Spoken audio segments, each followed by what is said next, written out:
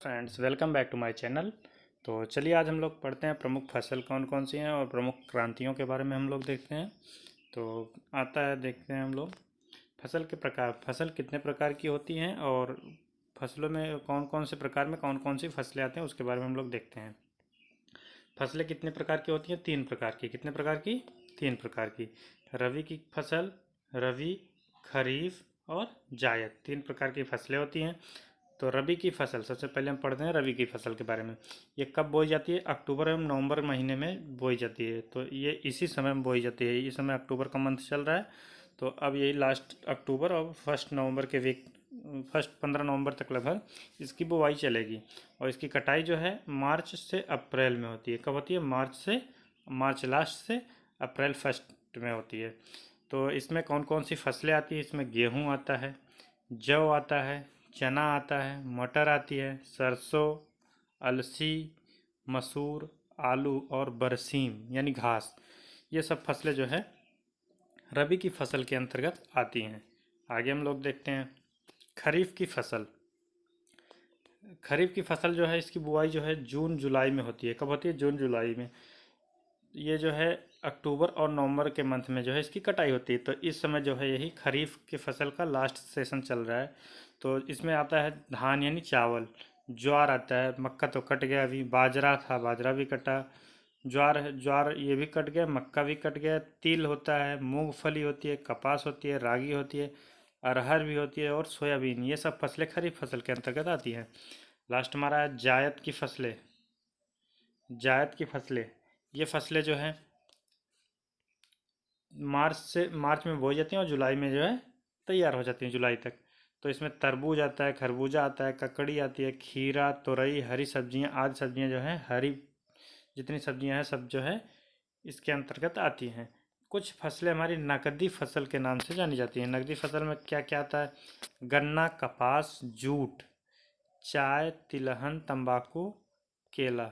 तो ये सब जो हैं नकदी फसल के अंतर्गत आते हैं। गन्ना, कपास, जूट, चाय, तिलहन, तंबाकू, केला।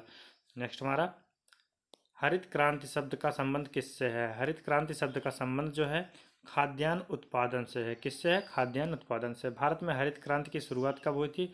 1966 से 1967 के मध्य हुई थी। विश्व में हरित क्रांति के जनक नॉर्मन बोरलॉग हैं। कौन है? Norman Borlaug. भारत में हरित क्रांति के जनक डॉक्टर एम एस स्वामीनाथन हैं। कौन है भारत में डॉक्टर एम एस स्वामीनाथन है? डॉक्टर एम एस स्वामीनाथन क्या थे?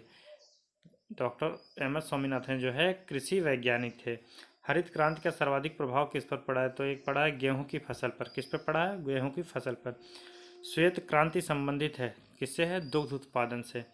श्वेत क्रांति के जनक कौन है? श्वेत क्रांति के जनक जो हैं डॉक्टर वर्गीज कुरियन है। कौन है? डॉक्टर वर्गीज कुरियन। आगे हम लोग बढ़ते हैं। कुछ प्रमुख क्रांतियां और कौन सी क्रांति किससे संबंधित उसके बारे में देखते हैं। हरित क्रांति। हरित क्रांति जो है खाद्यान्न उत्पादन से संबंधित है। श्वेत क्रांति जो है दुग्ध उत्पादन से है। पीली क्रांति जो है ये तिलहन उत्पादन से है।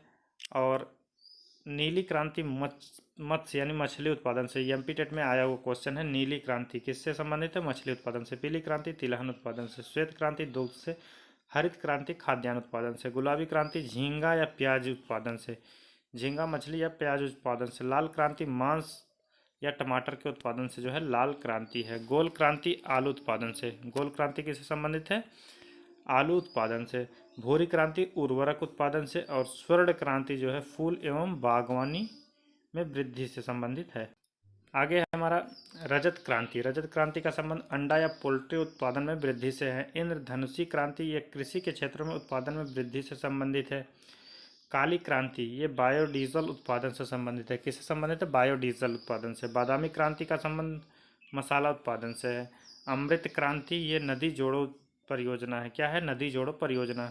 विटीकल्चर अंगूरों के उत्पादन से संबंधित है। विटीकल्चर किससे? अंगूरों के उत्पादन से।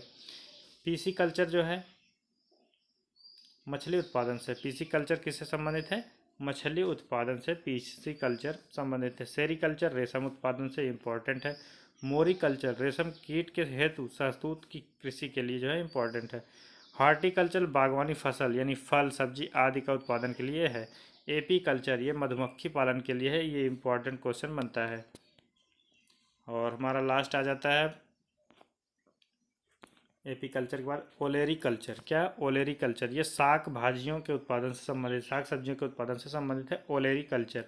वर्मी कल्चर केचुआ के उत्पादन से है। पोमोलॉजी, ये फल के उत्पादन से है। क्या? पोमोलॉजी। फ्लोरिकल्चर, फूल उत्पाद से, इससे फूल उत्पाद से।